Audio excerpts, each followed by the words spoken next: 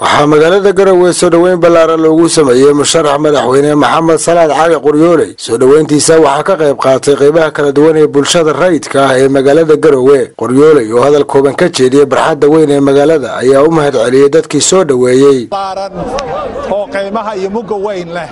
aad noogu soo dhaweynaysaan caasimadeennii Garowe caasimadda Puntland aan aad u jeclahay waa ku mahadsantihiin kulligiin waxaan kulligiin iga mahad celinayaa sida farxadda leh iyo reereynta aad noo soo dhaweynaysaan oo qalbigayga aad u taabatay caasimadda Puntland ee Garowe waxaa ku soo qulqulaya musharaxiinta u ordaya xilka madaxtinimo ee Puntland kuwaas oo u badan qurba joog doorashada shanaad ee lagu wado inay ka dhacdo 8 January magaalada Garowe. Asad Saciidad, Puntland TV, Garowe.